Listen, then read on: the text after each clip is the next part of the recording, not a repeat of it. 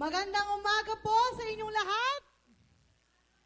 Sige po, lahat po tayo tumayo at i-celebrate po natin ang araw ng ito na may papuri at pasasalamat sa ating Panginoon.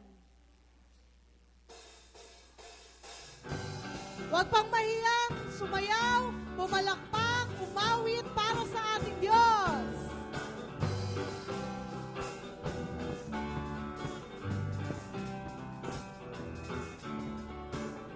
I'm trading my sorrow, I'm trading my shame, I'm laying them down for the joy of the Lord. I'm trading my sickness, I'm trading my pain, I'm laying them down for the joy of the Lord. We say yes, Lord, yes, Lord, yes, yes, Lord, yes, Lord, yes, Lord, yes, yes, Lord, yes, Lord, yes, Lord, yes, yes, Lord, amen. Yes, Lord. I'm trading my sorrows, I'm trading my shame, I'm laying them down for the joy of the Lord. I'm trading my sickness, I'm trading my pain, I'm laying them down for the joy of the Lord. Yes, Lord. Yes, Lord, yes, Lord, yes, yes, Lord. Yes, Lord, yes, Lord, yes, yes, Lord. Yes, Lord, yes, Lord, yes, yes, Lord, amen. Yes, Lord, lahat ng mga kalalakihan. Yes, Lord, yes, Lord, yes, yes, Lord. Yes, Lord, yes, Lord, yes, yes, Lord. Yes, Lord, yes, Lord, yes, yes, Lord. Yes, Lord, lahat ng mga kababaihan. Yes, Lord, yes, Lord, yes, yes, Lord. Yes, Lord, yes, Lord, yes, yes, Lord. Yes, Lord, yes, Lord, yes, yes, Lord, amen. I'm pressed but not crushed, persecuted, not abandoned, struck down but not destroyed. I'm blessed beyond the curse, for His promise will endure, and His joy is gonna be my strength. Though the sorrow may last for the night, His joy comes in the morning. I'm trading my sorrow, I'm trading my pain, I'm laying them down for the joy of the Lord. I'm trading my sickness, I'm trading my pain, I'm laying them down for the joy of the Lord. We say yes, Lord. Yes, Lord, yes, Lord, yes, Lord, yes, yes, Lord, yes, Lord, yes, Lord, yes, Lord. One more time, everybody, let's sing. We say yes, Lord, yes, Lord, yes, Lord, yes, Lord, yes, Lord, yes, Lord, yes, Lord, yes, yes, Lord, amen. Yes, yes, Lord, amen. Yes, yes, Lord, amen. Hallelujah. Yes, Lord. In your name, Lord, we promise and we entrust that we will give our life to you, O Lord. Because, Lord, you are our comfort. You are our shelter. You are our everything, Father. Tunay nga, ang ating Panginoon ang siyang ating sandigan. Kaya naman we will shout His name on high.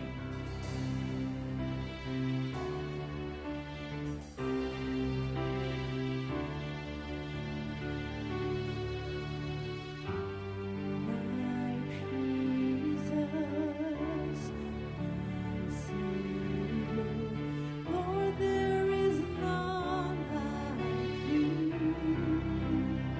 All of my days, I want to pray.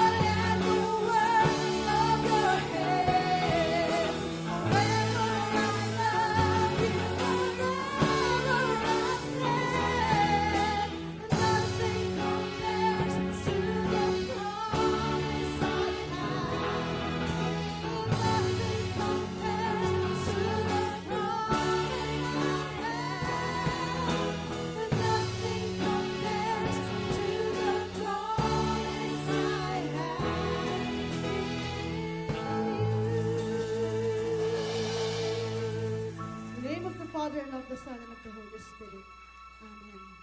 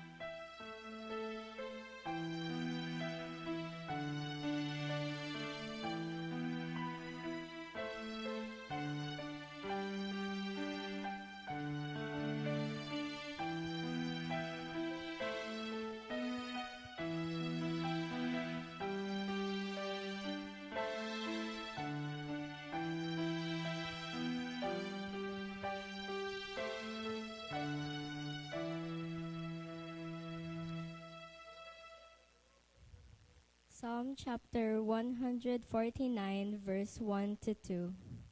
Praise the Lord, sing the Lord a new song, his praise in the assembly of the faithful.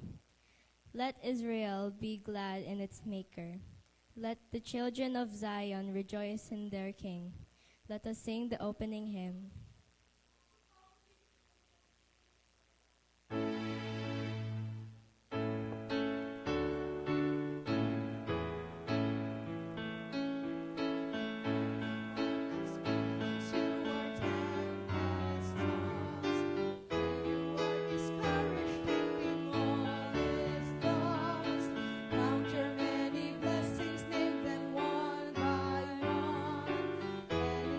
Surprise you what the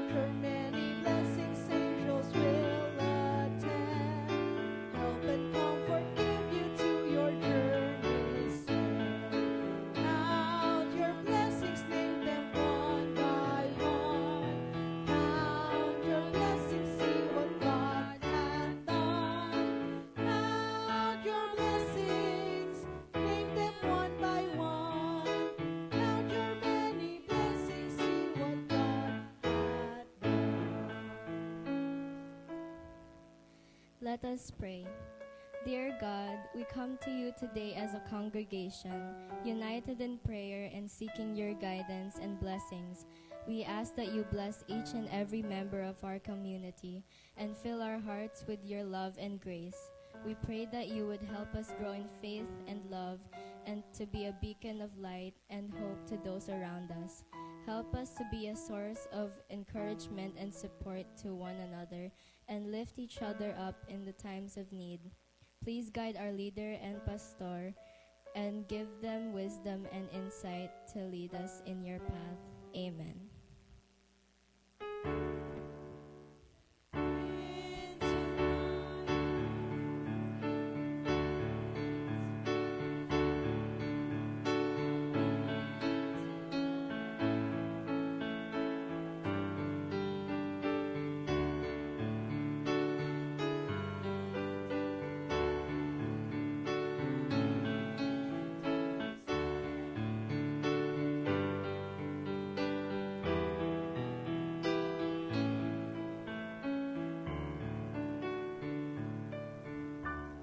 Tinatawagan po ang Children's Choir.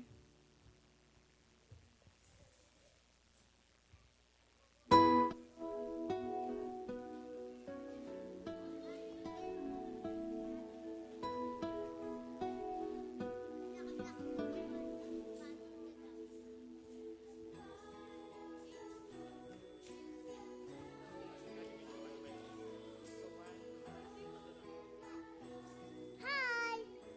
Hi.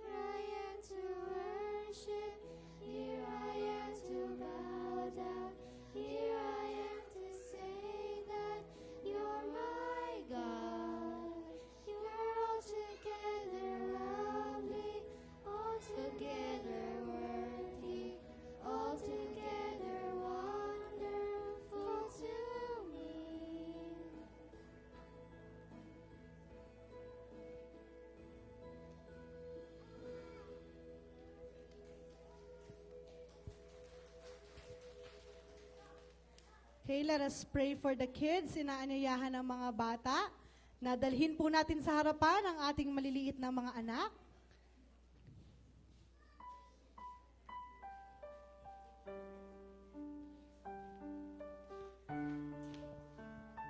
Sige po, let us pray.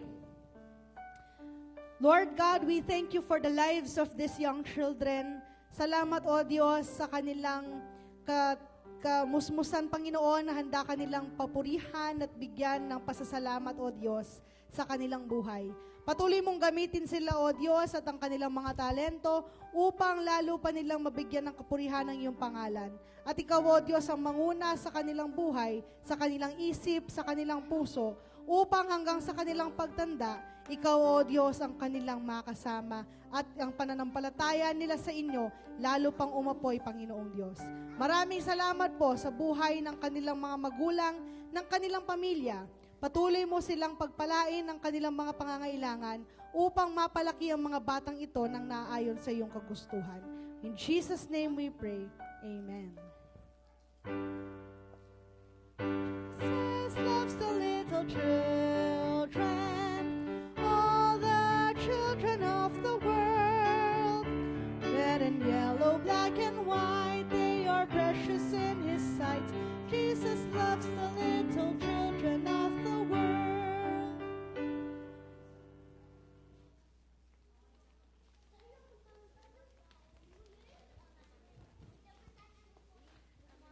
Magandang umaga po sa inyong lahat. Ngayon po ay sineselebrate po natin ang Grandparents Sunday.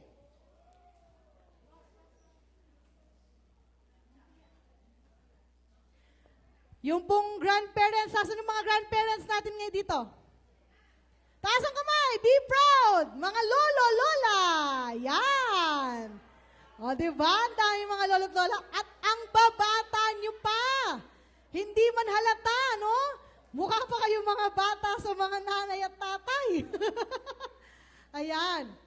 Dahil po ngayon ay Grandparents Sunday, bibigyan po natin sila ng mabuting oras mamaya. Nais po muna nating batiin ang mga nagdiriwang ng kanilang kaarawan this week. September 11, Jade Malyari. September 12, Rolando Serrano. And September 16, Rain Lyson. Meron pa po ba nagdiriwang ng kanilang kaarawan this week? Wala na po? Sige po, awitan po natin sila ng Happy Birthday!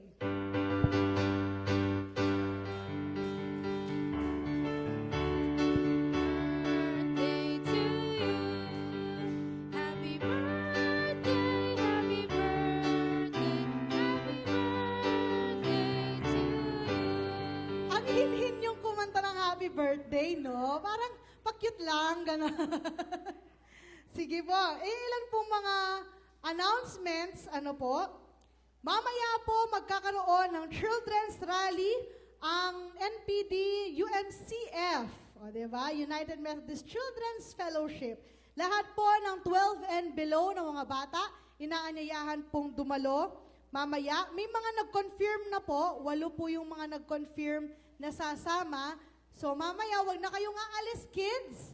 After ng worship service, magla-lunch tayo sa Jollibee. O, di ba? Ang social ng kids. O, tapos pagkatapos, ang diretso na po tayo. Kids lang, 12 and below.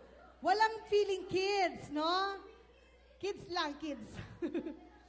Tapos po, next week, lahat po ng mga bata ay highly encouraged to wear your Bible characters costume. Magko-cosplay tayo next week bilang celebration ng CE month ng buong distrito. So, kung kayo ay may mga kahit makeshift lang pong costume, mga tela-tela, ganon, kurtina, pwede rin po bedsheet, ganon, no? Para yung mga costume natin mag-represent ng Bible characters. Ngayon dito, pwede tayong mag-isip bata. So lahat ng mga UMYF, MYF, WSCS, UMM, kung gusto nyo rin pong mag-costume, pwede po kayong mag-costume. Ano? Huwag lang kayong mag-costume na si Jesus. Kayo na pong magsisermon dito, no? Ano? Sige. Sa Sunday po yon, huwag nyo pong kakalimutan, next Sunday. Tapos po sa September 16, Sa darating pong Sabado, ang WSCS po ng North Pampanga District ay magkakaroon ng environmental awareness with the focus on climate change. Ang kanila pong lecturer ay si Honorable Rox Peña, isa pong sa mga councilor ng Mabalacat City. Gaganapin po ito sa UMC Dau sa Sabado, 8:30 a.m. Ang color coding po natin, syempre environment, so color green. Sa lahat po ng WSCS, inaanyayahan po kayong dumalo. May registration fee po ito na 50 pesos. Invited din po ang mga UMM. So mga UMM at WSCS, sa Sabado po ito sa UMC Dau. Lahat po naman ng mga nag-attend nung Faith Sharing 1, nung nag-evangelistic training po sa San Fernando, meron pong part 2 yung inyong training. Gaganapin po ito sa September 23, 9 a.m. sa Village UMC. Free registration fee po ito at lahat po ay inaanyayahang dumalo. Sa mga hindi naman po nakapag-attend ng evangelistic training, kung gusto niyo pong sumali sa ating evangelistic team, pwede po kayong dumalo dito sa sinasabing Faith Sharing 2. Kung kayo po ay sasama, pakisabihan po ako o ang ating lay leader para po maayos natin yung ating sasakyan. Sa muli, September 30 na po ang Sunday School Convention, kaya naman po lahat ng participants, inaanyayahan po kayong mag-practice, starting po next week, no? Wala na po tayong ibang choice, next week po talaga ay kailangan na natin mag-practice at mag-review. Pero sa kasalukuyan po, binigay na po sa inyo yung mga materials, so aralin niyo na po yan.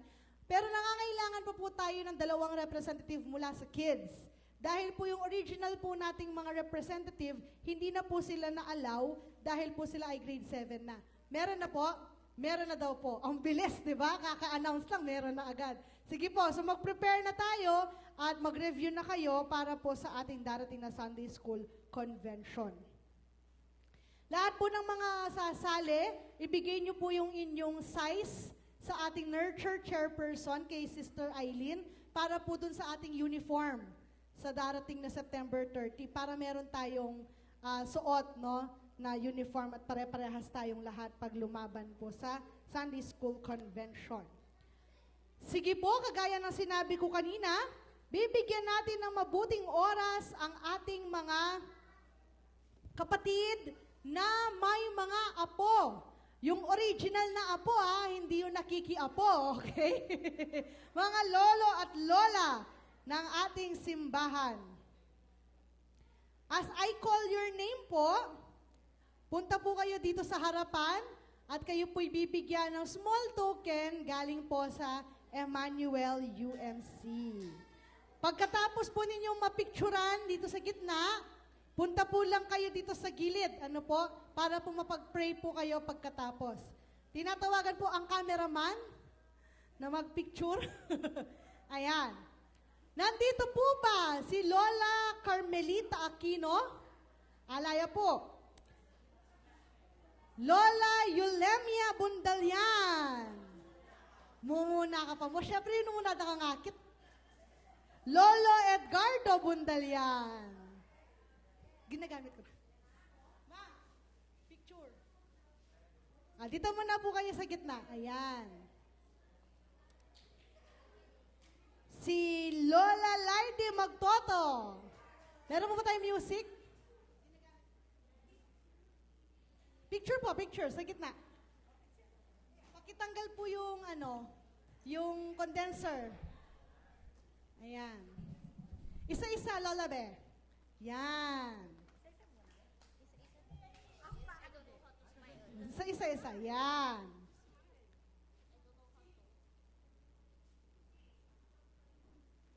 Yan. Picture po, picture. Wala po tayong music. Okay po. Thank you. Si Lolo Ronaldo Magtoto. Wala po. Wale.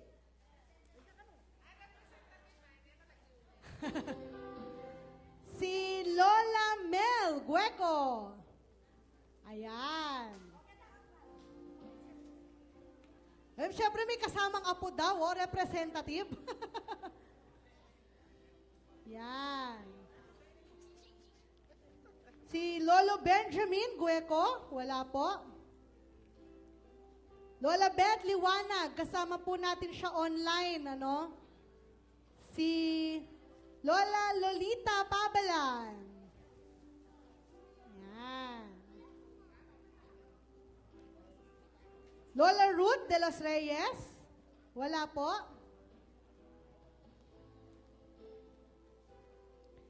Si Lola Nancy Manguera.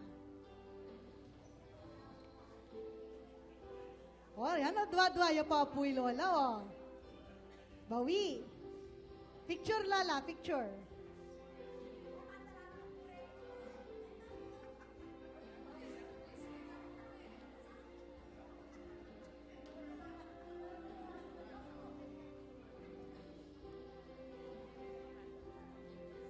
Kenny po, Lala, Kenny po, gilid.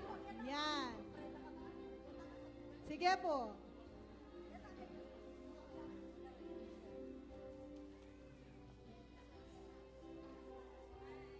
Si Lola Jovita Pascual.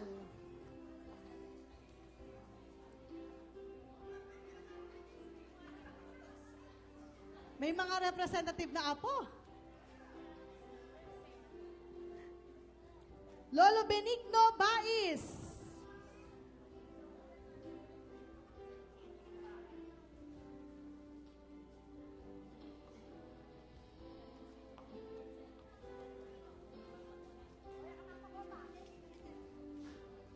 Lola Teresa Bais.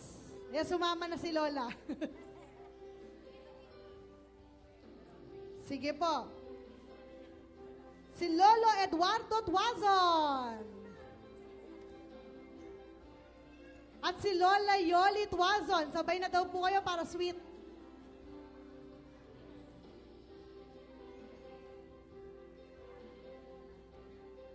Lolo Alvin de la Cruz Sr. Kasama po si Lola Alma de la Cruz.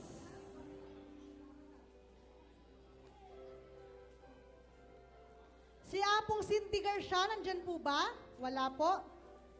Lola Corazon Balagtas. Apo.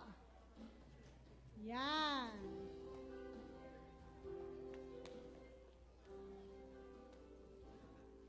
Si Lola Annalyn Gonzalez, nandyan po? Wala po. Lolo Homer Laksamana.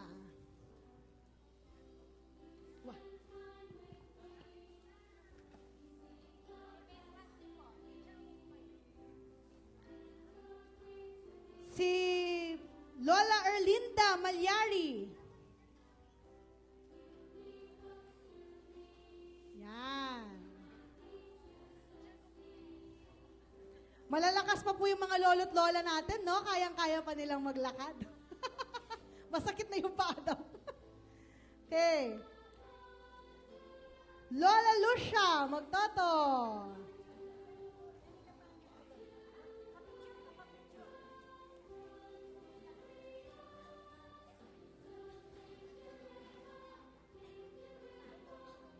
Si Lola Mary Paras. Fresh na lolo't lola pa yung mga yan. Fresh na fresh. At si Lolo Abimel Paras.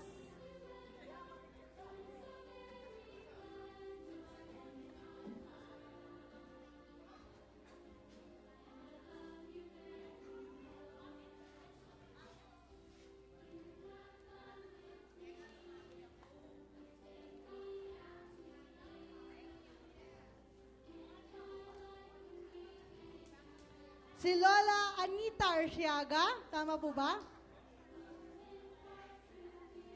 Kasama po si Lola Jovita Marsan.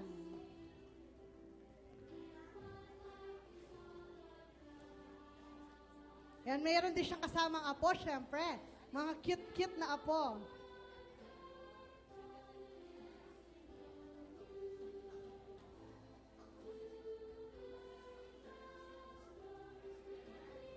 Sige po, dito po sa harapan.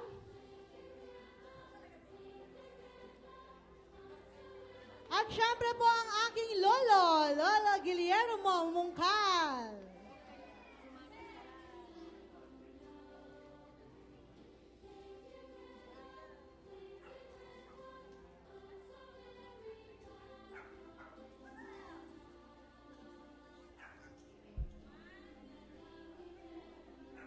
Wala na po ako nakalimutan. Wala pong surprise na grandparent pala. Wala naman po, no? Walang surprise. Sige po. Sige po, lahat po ng mga lolo at lola, tayo po ay humarap po muna dito at para po kayo ay mapag-pray. Sige po, harap dito mga magaganda at gwapong lolo at lola, no? Fresh na fresh pa sila, no, mga kapatid? Yes. Sige po, atin pong i-stretch ang ating mga kamay sa kanila. Tayo po yung manalangin. Panginoon, maraming salamat po sa buhay ng aming mga lolo at lola. Salamat po, O Diyos, sa lakas na patuloy mong pinagkakaloob sa kanila at sa proteksyon, Lord God, laban sa karamdaman. Patuloy mo silang pagpalain, Panginoon, 10 ng kanilang buong pamilya sa araw-araw ng kanilang buhay. Ikaw nawa ang lagi nilang makasama, ang lagi nilang makapiling, ang siyang humahawak sa kanilang puso't isipan. At lagi, O Diyos, ang iyong banal na espiritu ay samahan sila sa araw-araw. Panginoon, maraming salamat po sa patuloy na pananampalataya na nakikita namin sa kanila.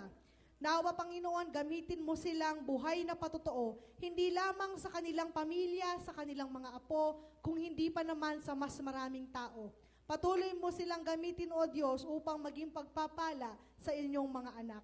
Maraming salamat po. Ito po ang aming samot dalangin sa pangalan ni Jesus. Amen. Bago po kayo bumalik, lahat po ng 70 years old and above, maiwan po kayo. The rest po, pwede na po kayong umupo. 70 years old and above.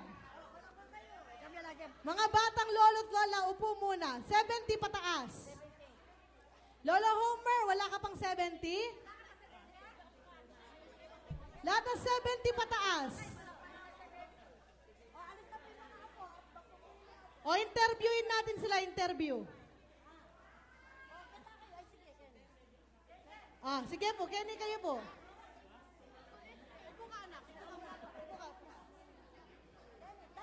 Okay. O, Lola, ilang taon ka na? 75. Wala sa itsura. 73. Nax naman, 73 na pala tong mga to. 83. 83. Wow. 75. 72. O, dito po yung 83. 83. Dito ka. Yan. 72. Kayo po. 78. Kayo po. 71. 71. 70. Ikaw lang.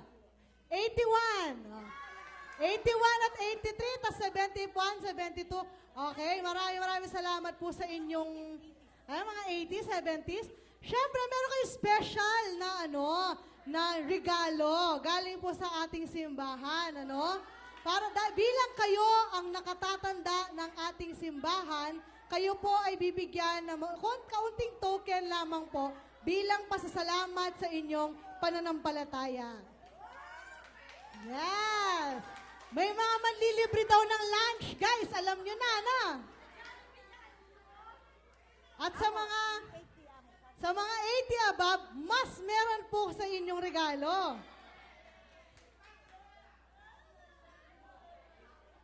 So, ang pinaka matanda po nating miyembro ay si Apong Homer. 83 years old. Si Apong Maming, bilang taon na? 81. 81. Sige po. So, meron po silang tigo 1,000 at yung mga 80s po natin meron silang 3,000 pesos. Maraming salamat po sa inyo. At panatilihin po ninyo ang inyong pananampalataya sa ating Diyos. Sige po, marami niyo po kayo umupo. May pera pa, may...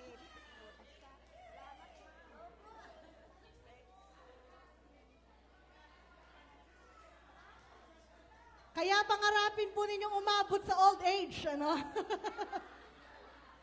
Yan. May sasagot na po ng lunch natin mamaya. Okay.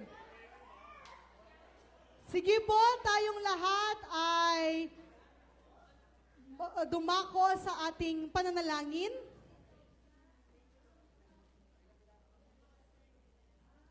Let us pray.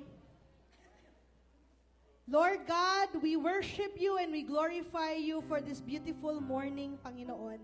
Salamat po sa iyong pagpapala sa aming buhay. Salamat po sa nakaraang linggo na kami inyong proteksyonan at ginabayan. Lord God, we raise you up this morning in this place, and may your Holy Spirit bind us all together. Lord God, we thank you for the lives of our grandparents that we celebrate today. May their faith be a living example for us all. And Lord, maraming salamat po sa lahat ng biyayang aming natanggap mula sa inyo. Kahit alam po namin, Lord God, that we don't deserve all of this, but your grace still remains. Lord God, we worship you, Father, and we glorify your name on high. Panginoon, sa ganitong diwa, inilalapit po namin ang aming mga kapatid na may mga karamdaman. Lord God, bless them and heal them in your name. Panginoon, dinadalangin po namin ang continuous healing kay Sister Nancy, kay Sister Beth, kay Apong Nene, Panginoon, sa kanilang mga pinagdaraanan sa kanilang katawan. Patuloy mo silang bigyan ng kagalingan. Patuloy mo silang hawakan mula ulo hanggang paa nang maranasan nila ang iyong banal na espiritu na kumikilos sa kanilang pangangatawan. Ikaw, O Diyos, ang manguna sa kanilang mga pangangailangan at ibigay sa kanilang mga ito, O Diyos. At gamitin mo ang mga taong nakapaligid sa kanila upang maghatid ng kapanatagan sa kanilang mga damdamin. Lord God, we also pray for our brothers and sisters who are not here today. Panginoon, nasaan man sila at anuman ang kanilang mga ginagawa, Ikaw, O Diyos, ang manguna sa kanila at huwag silang pababayaan. Pagpalain mo ang kanilang buhay, O Diyos, at yakapin sila at iparanas ang iyong presensya sa kanilang mga paligid. Panginoon, we pray for each and everyone here today. May we feel your Holy Spirit dwell in us, and may you be the center of our worship this morning. Maraming salamat po. In Jesus' name we pray. Amen.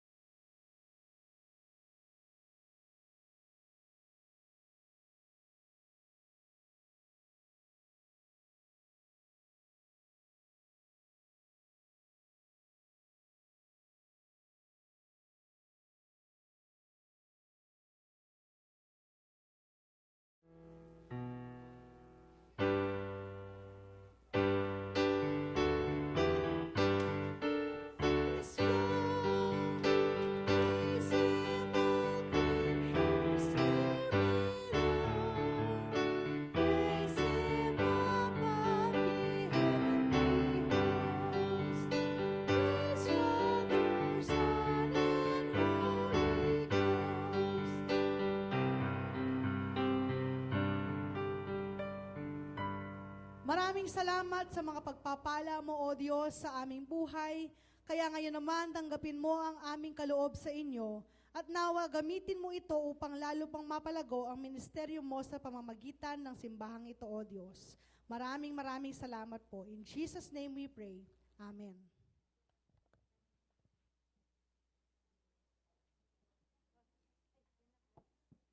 Tinatawagan po ang EUMC Choir.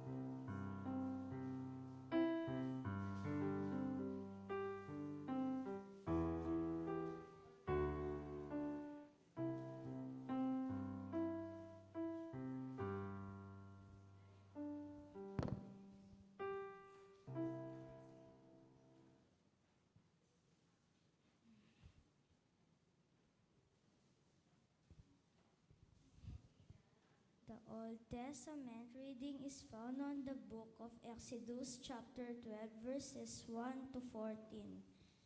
The Lord spoke to Moses and Aaron in Egypt.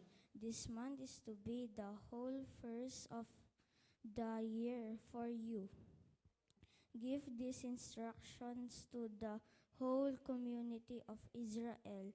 On the 10th day of this month, each man must choose either a lamb or a young goat for his household. If his family is too small to eat a whole animal, he and his next door neighbor may share an animal in proportion to the number of people in the amount that each person can eat. You may choose either a sheep or a goat, but it must be a 1-year-old male without any defects. Then on the evening of the 14th day of the month, the whole community of Israel will kill the animals. The people are to take some of the blood and put it on the doorposts and above the doors of the houses in which animals are to be eaten. That night the meat is to be roasted and eaten with bitter herbs and with bread made without yeast. Do not eat any of it raw or boiled, but eat it roast whole, including the head, the legs, and the internal organs. You must not leave any of it until morning. If any is left over, it must be burned. You are to eat it quickly, for you are to be dressed for travel with your sandals on your feet, your walking stick in your hand. It is the Passover festival to honor me, the Lord. On that night, I will go through the land of Egypt, killing every firstborn male, both human and animal, and punishing all the gods of Egypt. I am the Lord. The blood on the doorpost will be a sign to mark the houses in which you live. When I see the blood, I will pass over you and will not harm you.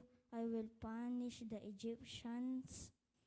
You must celebrate this day as a reclusive festival to remind you of what I, the Lord, have done.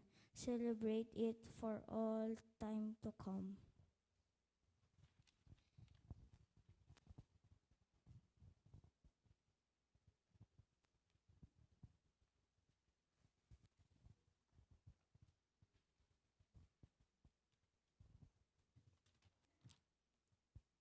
The epistle reading is found in the book of Romans chapter 13 verses 8 to 14. Duties toward one another. Be under obligation to no one. The only obligation you have is to love one another. Whoever does this has obeyed the law, the commandments. Do not commit adultery. Do not commit murder. Do not steal. Do not desire what belongs to someone else. All this, and any others besides, are summed up in the one command. Love your neighbor as you love yourself. If you love others, you will never do them wrong. To love, then, is to obey the whole law. You must do this because you know that the time has come for you to wake up from your sleep.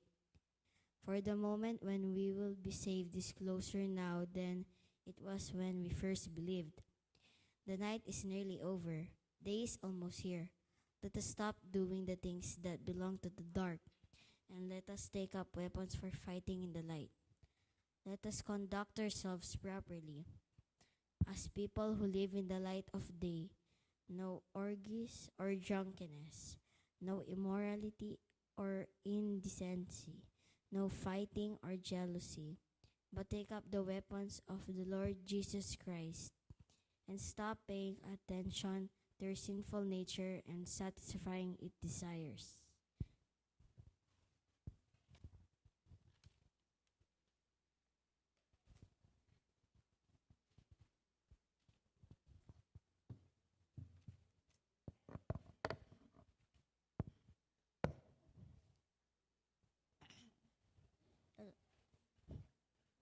Gospel reading is found on the book of Matthew, chapter 18, verses 15 to 20. When someone sins, if your brother sins against you, go to him and show him his fault, but do it privately, just between yourselves.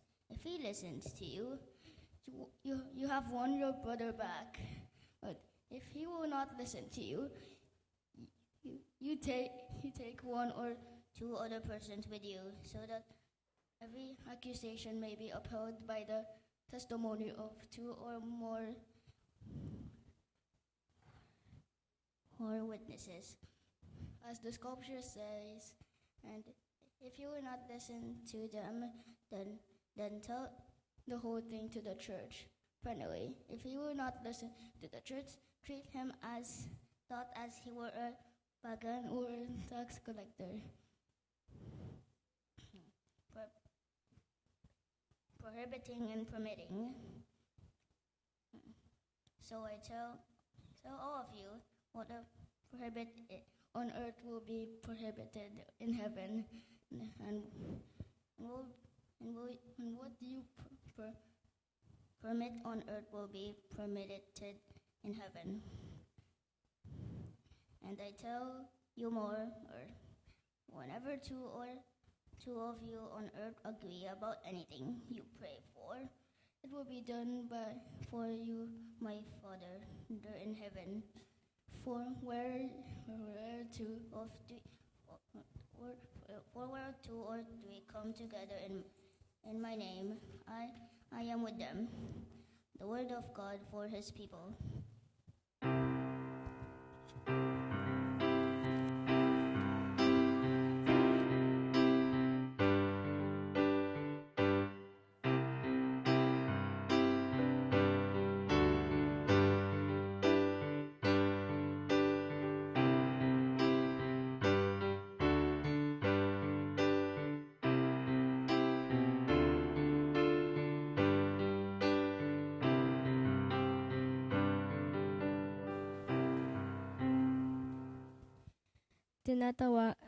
Tinatawagan po ang youth choir.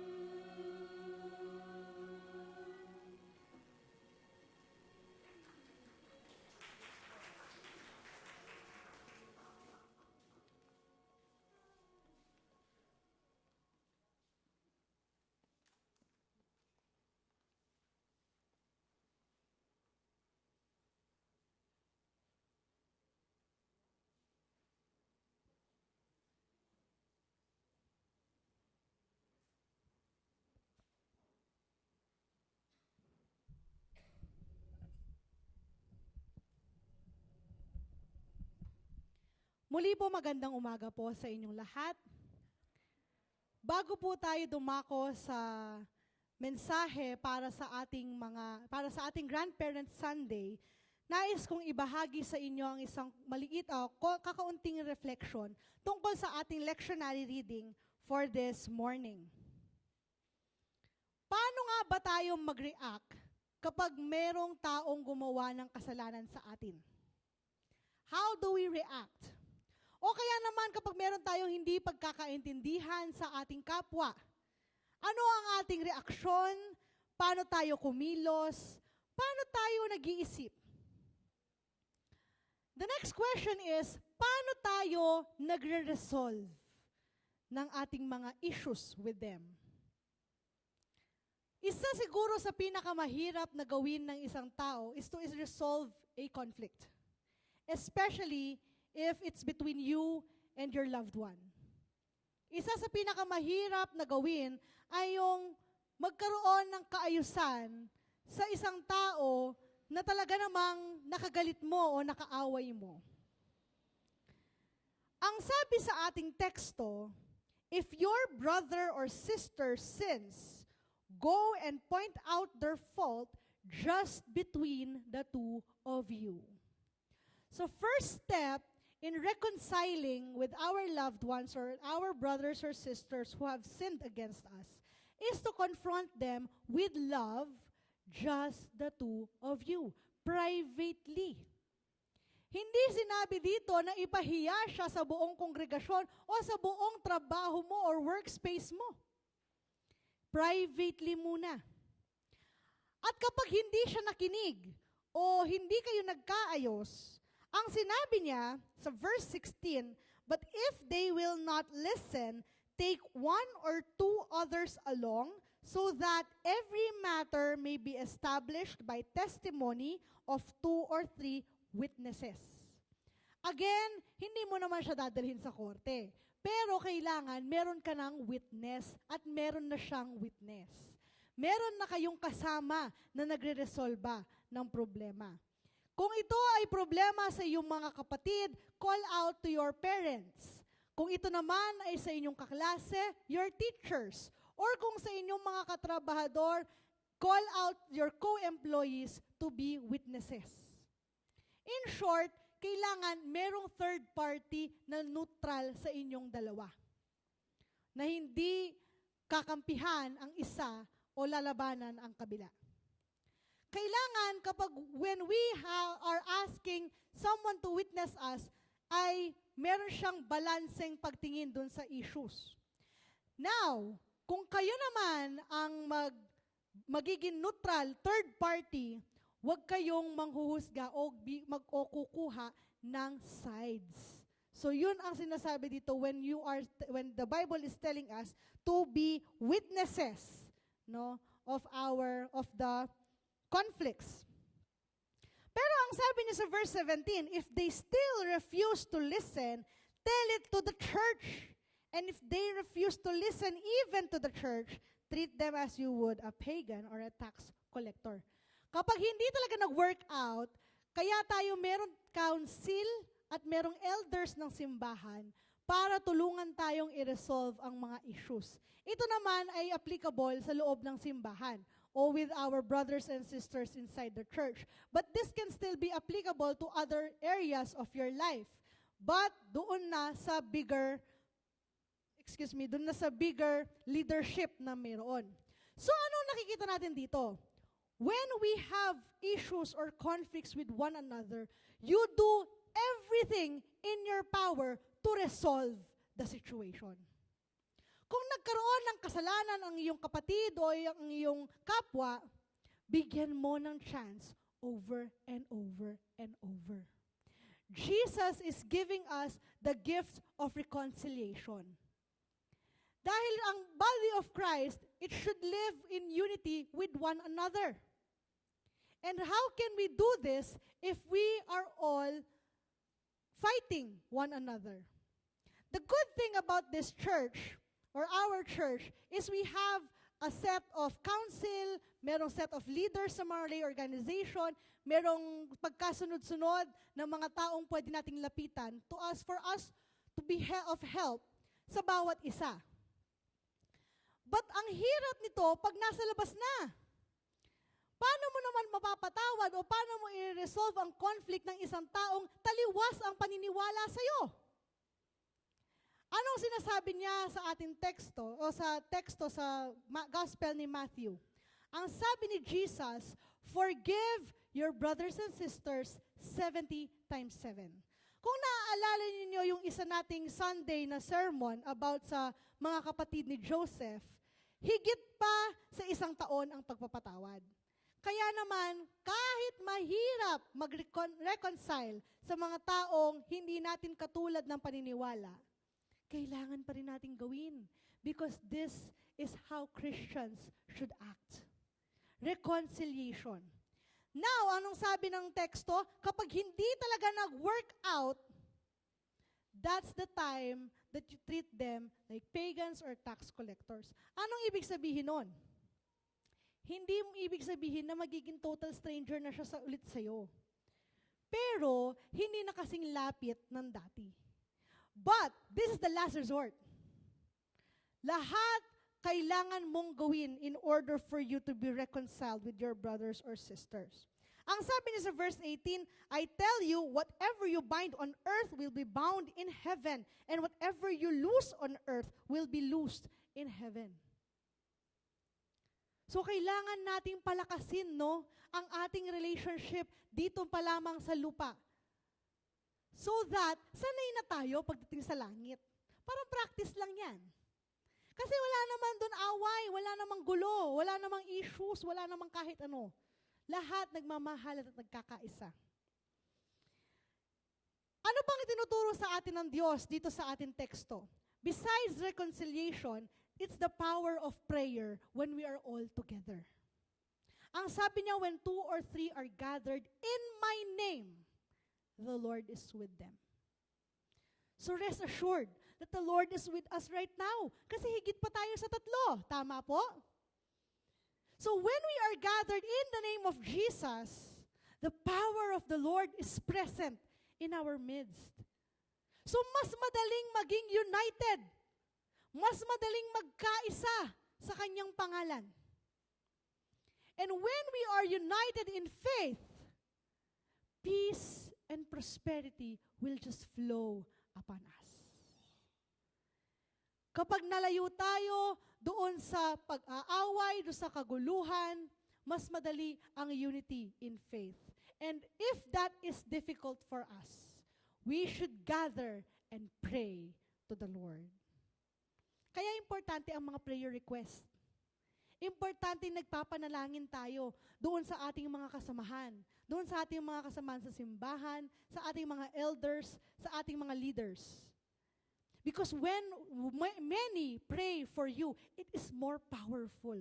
At yun ang sinasabi ng ating teksto. Kung sa 3 tao pa lamang nga, effective na, doon sa isang buong simbahan pa. So that's the power of prayer and reconciliation given to us. Sa ating grand celebration ng Grandparents Sunday, nais kong i-share sa inyo ang teksto mula sa 2 Timothy chapter 1 verse 5 and 14. Ang sabi niya sa verse 5, I am reminded of your sincere faith, which first lived in your grandmother Lois and in your mother Eunice, and I am persuaded now lives in you also. Ang sabi niya sa verse 14, guard the good deposit that was entrusted to you. Guard it with the help of the Holy Spirit who lives in us.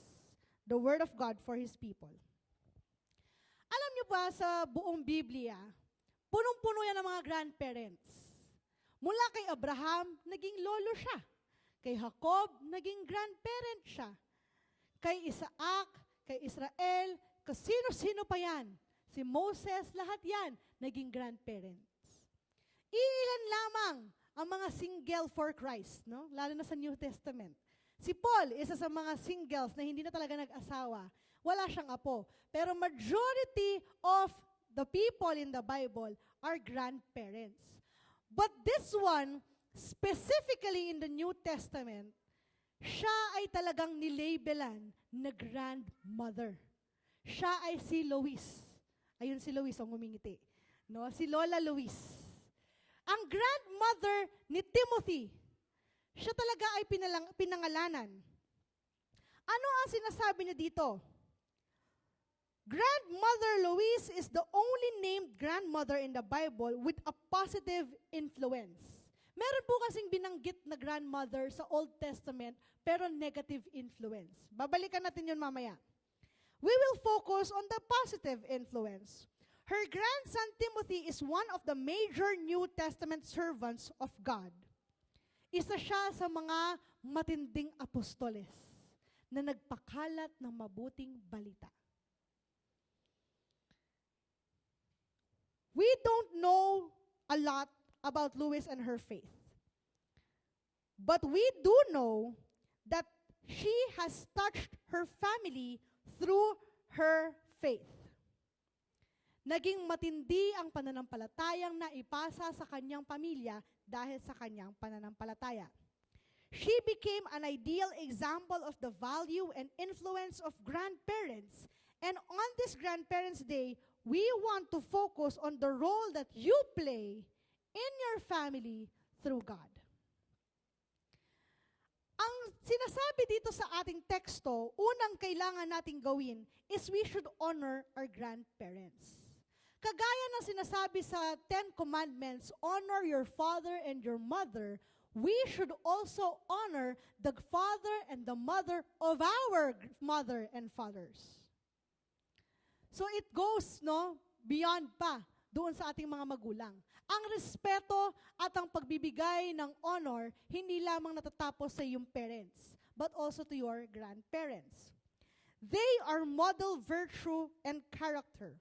The wisdom that they have gained over many years have presented them into someone who is very wise. Kahit sabihin mong yung iba sa ating mga grandparents, lalo na yung mga nauna pa sa atin, o yung mas matanda pa, lalo na yung mga nasa Great Depression pa, o baby boomers, kasi meron pang baby boomers dito, But beyond that, yung mga generation beyond that, hindi naman talaga nag-aral ng maayos, o hindi sila nabigyan ng pagkakataon na makapag-aral hanggang kolehiyo. They are given such wisdom because of their experiences. Likewise, sa inyo na nandito ngayon, ng mga lolo at lola, because you have lived a life of how many years, meron pa nga sa inyo, mga 70s and 80s. So, yung mga experiences na yan, it taught you so many in your lives. That's why children, mga nakababatang mga kapatid, dapat lamang natin silang bigyan ng parangal at bigyan ng respeto because of these experiences alone. Ito pa lamang, wala na tayong mahihigit sa kanila o wala na tayong maituturo pang mas mahigit pa dun sa kanilang nalalaman. So we ought to honor them. And children and parents who are not yet grandparents, we should always look after what our grandparents have taught us. Babalik-balikan natin ang mga tinuturo nila. Huwag nating isantabi o ilagay lamang sa isang sulok silang mga grandparents natin because they have the ability to share to you their life and you have the privilege to learn from them. If you have living grandparents, it is a privilege for you, for us, to learn from our elders and to enjoy the presence of them, Ang mga grandparents, ang sabi nila, sila ay mga spoiler sa mga apo. Sila daw ay walang bawal, hindi nambabawal, hindi nagdidisiplina, But for some grandparents, they discipline their grandchildren. And it is an honor for children to be disciplined by grandparents. Kasi higit pa yan sa kayang ibigay ng mga magulang. Dahil ang mga magulang natin, sila nga yung nagpalaki. So mas higit pa ang ating matututunan sa kanila, especially if our grandparents are people of faith. Now, this will come sa ating second point. Paul knew how important it was that Timothy had a faithful mother and a faithful grandmother who passed down from one generation to the next what was most important to them. And that is their trust in the Word of God. Kapag tayong mga anak ng Diyos, we lived the life God wants for us. We have burning faith over the years.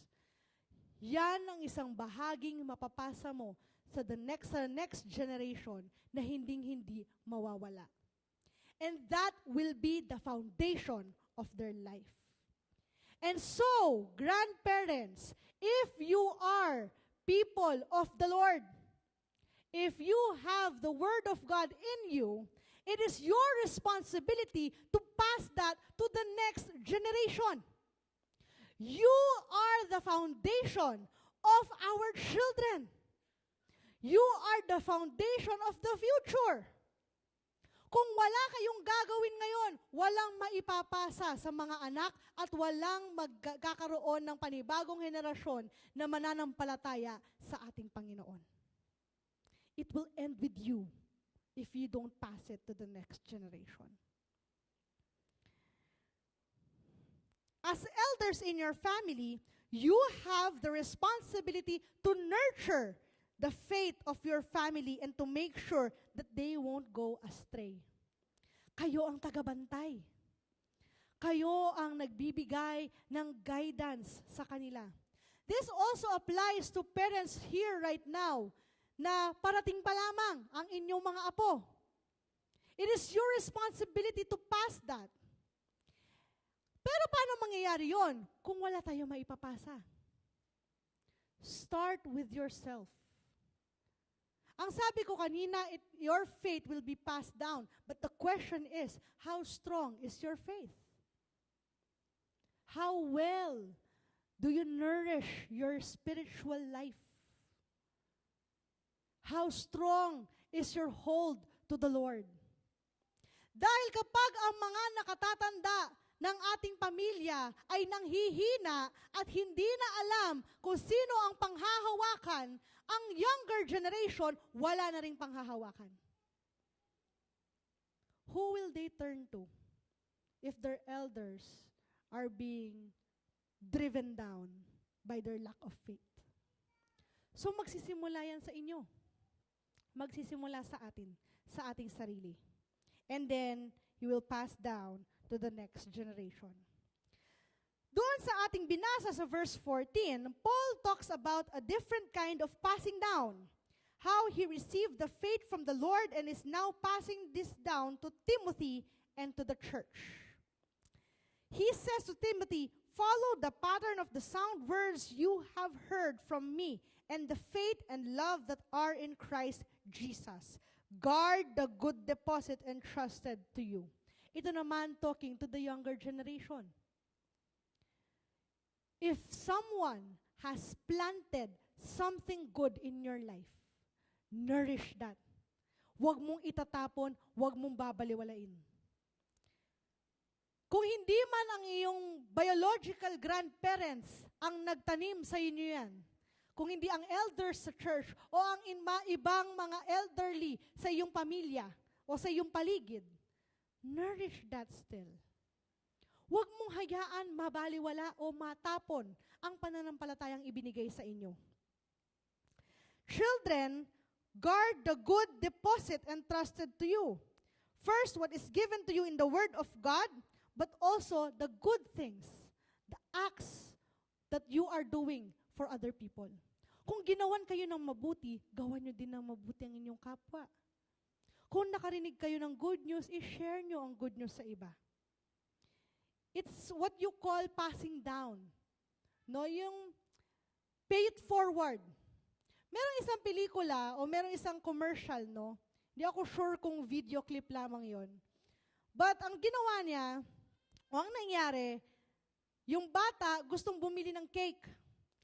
Tapos wala siyang pambili. Walang pambili ang kanyang nanay. May isang lalaki na maganda ang kasuotan, bumibili ng tinapay doon sa bakery na yon at nakita niyang hindi makabili ng cake yung bata. Ang ginawa niya, binayaran niya yung cake and then nakuha ng bata yung cake.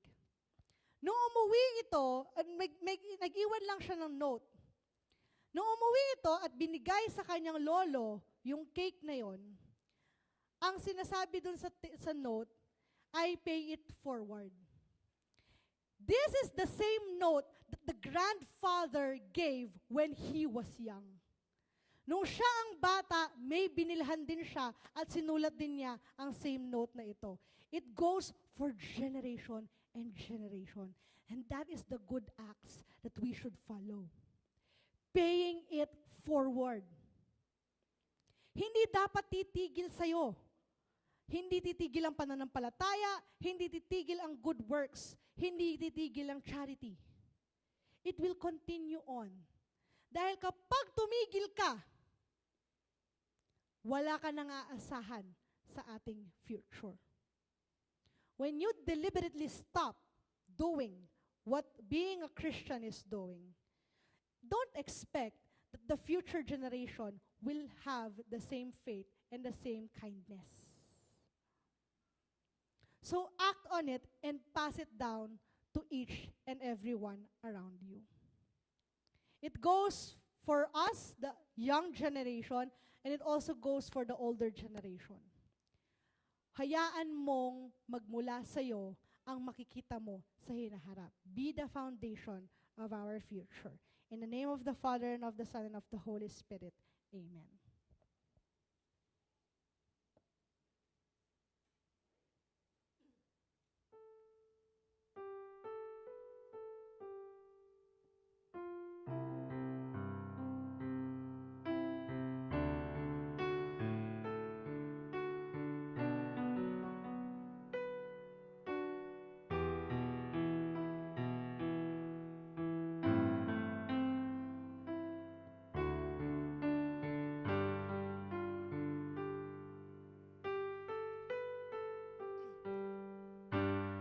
I sing praises to your name, oh Lord, praises to your name, oh Lord, for your name is great and greatly to be praised. I sing praises to your name, oh Lord, praises to your name, oh Lord, for your name is great and greatly to be praised. I give glory to your name, oh Lord, glory to your name, oh Lord, for your name is great and greatly to be praised. I give glory to your name, oh Lord, glory to your name, oh Lord, for your name is great and greatly to be praised. Kung tayo po ay may mga panalangin o pasasalamat sa ating Panginoon, ito ang oras na ilapit natin ito sa Kanya.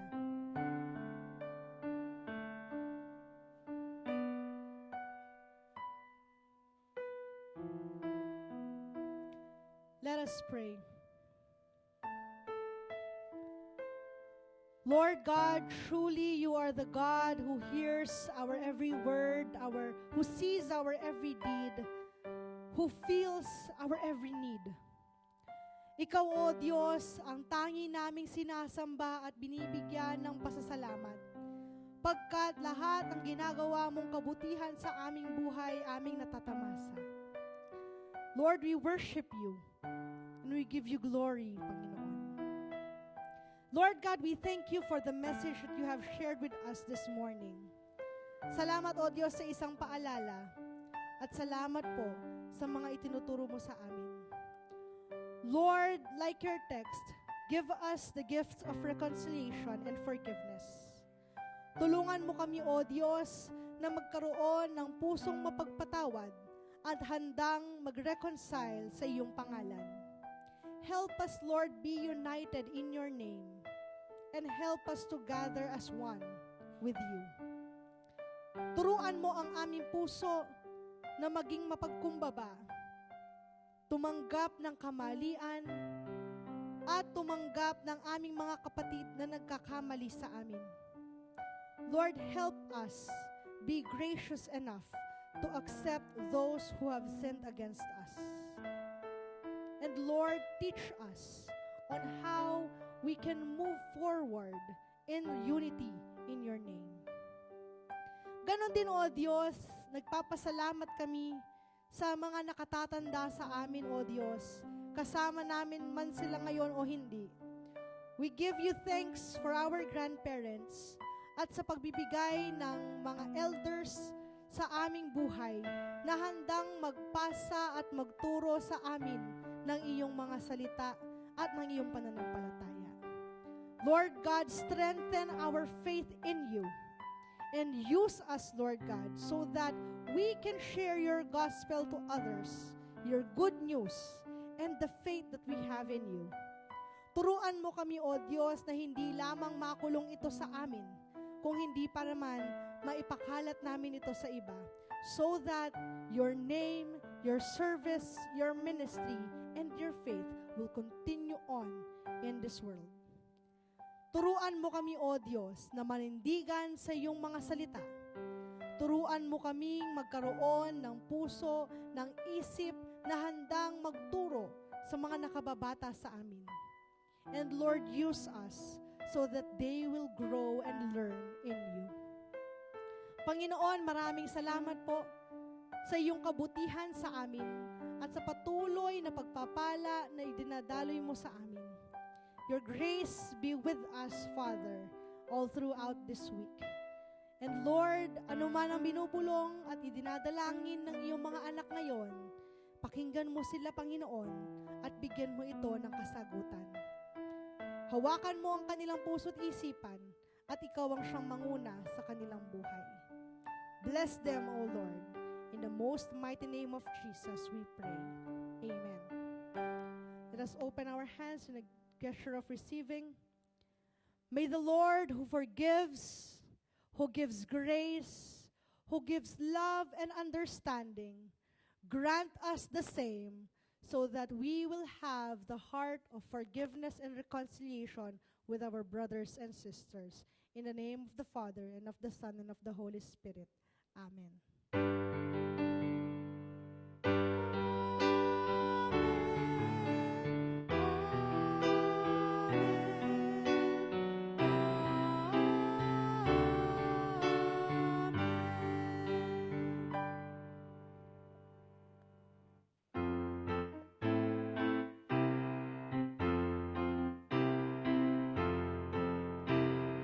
Magkakaroon po ng konting meeting, maiksing meeting ang lahat ng participants ng Sunday School Convention dito po sa harapan. Sandali lamang po. Maraming salamat po.